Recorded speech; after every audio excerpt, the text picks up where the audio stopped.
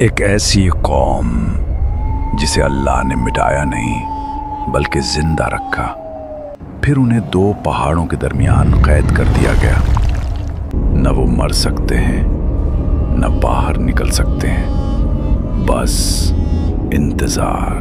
قرآن ہمیں بتاتا ہے کہ یہ قوم ہزاروں سال سے قید ہے اور ہر روز ایک دیوار کو کھودتی رہتی ہے، لیکن جب اللہ چاہے گا صرف ایک لفظ کہا جائے گا، انشاءاللہ، اور وہ دیوار جو صدیوں سے قائم ہے ایک ہی دن میں ٹوٹ جائے گی۔ اور جب یہ قوم باہر نکلے گی تو رسول اللہ صلی اللہ علیہ وسلم نے فرمایا، ان کا پہلا لشکر سمندر کا سارا پانی پی جائے گا، اور جب آخری لشکر وہاں سے گزرے گا تو کہے گا، یہاں کبھی پانی ہوا کرتا تھا۔ سوچئے، سمندر خشک۔ یہ واقعہ صرف قرآن میں ہی نہیں بلکہ تورات، انجیل اور یہودی تاریخ میں بھی اس عظیم تباہی کا ذکر ملتا ہے۔ یہ قوم ہے یاجوج و ماجوج، ایک ایسی قوم جو ایک مضبوط دیوار کے پیچھے قید ہے، جو ہر روز اس دیوار کو توڑنے کی کوشش کرتی ہے مگر ایک لفظ بھول جاتی ہے، انشاءاللہ۔ آج کی اس ویڈیو میں ہم جانیں گے یاجوج و ماجوج اصل میں کون ہیں، کیا وہ انسان ہیں یا کوئی اور مخلوق، وہ کہاں قید ہیں، اور سب سے بڑا سوال، کیا ان کی رہائی کا وقت قریب آ چکا ہے؟ قرآن پاک سورۃ الکہف آیات 93 سے 98 میں اللہ تعالیٰ اس واقعے کو تفصیل سے بیان کرتے ہیں۔ یہ واقعہ جڑا ہے ایک عظیم بادشاہ ذوالقرنین سے۔ جب ذوالقرنین دو پہاڑوں کے درمیان پہنچے تو وہاں ایک قوم ملی جو مشکل سے بات سمجھتی تھی۔ انہوں نے کہا، اے ذوالقرنین، یاجوج و ماجوج ہماری زمین میں فساد مچا رہے ہیں، کیا ہم آپ کو مال دیں تاکہ آپ ہمارے اور ان کے درمیان ایک دیوار بنا دیں؟ ذوالقرنین نے جواب دیا، جو کچھ اللہ نے مجھے دیا ہے وہ تمہارے مال سے بہتر ہے، بس تم میری مدد کرو۔ پھر قرآن بتاتا ہے کہ اس دیوار میں لوہے کے ٹکڑے اور پگھلا ہوا تانبا استعمال کیا گیا۔ آج کی سائنس بھی مانتی ہے کہ آئرن اور کاپر کا ملاپ ایک ایسا مضبوط مرکب بناتا ہے جسے توڑنا تقریباً ناممکن ہوتا ہے۔ یہ کوئی عام دیوار نہیں تھی، یہ اللہ کی قدرت سے بنی ایک قید تھی۔ لیکن سوال ابھی باقی ہے، یاجوج و ماجوج کون ہیں؟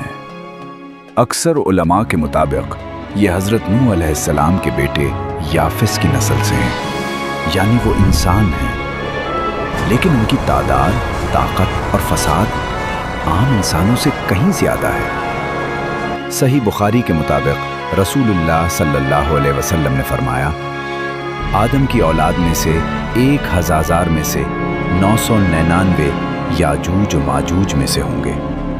سوچئے، ہم صرف ایک اور وہ 999۔ سنن ابن ماجہ میں آتا ہے کہ وہ ہر روز دیوار کھودتے ہیں یہاں تک کہ روشنی نظر آنے لگتی ہے۔ پھر ان کا سردار کہتا ہے، واپس چلو، کل ہم اسے توڑ دیں گے، اور اللہ اس دیوار کو پہلے سے بھی زیادہ مضبوط کر دیتا ہے۔ یہ سلسلہ ہزاروں سال سے جاری ہے، لیکن ایک دن وہ کہیں گے، کل توڑیں گے انشاءاللہ، اور اسی برکت سے دیوار ٹوٹ جائے گی۔ جب وہ نکلیں گے تو ان کا پہلا گروہ جھیل تبریہ کا سارا پانی پی جائے گا، اور آخری گروہ کہے گا، یہاں کبھی پانی ہوا کرتا تھا۔ ایسی فوج کو کون روک سکتا ہے؟ نہ ہتھیار، نہ ایٹم بم۔ اس وقت حضرت عیسیٰ علیہ السلام زمین پر موجود ہوں گے۔ رسول اللہ صلی اللہ علیہ وسلم نے فرمایا کہ جب دجال کا فتنہ پوری دنیا میں پھیل چکا ہوگا، اسی وقت اللہ حضرت عیسیٰ علیہ السلام کو نازل فرمائیں گے۔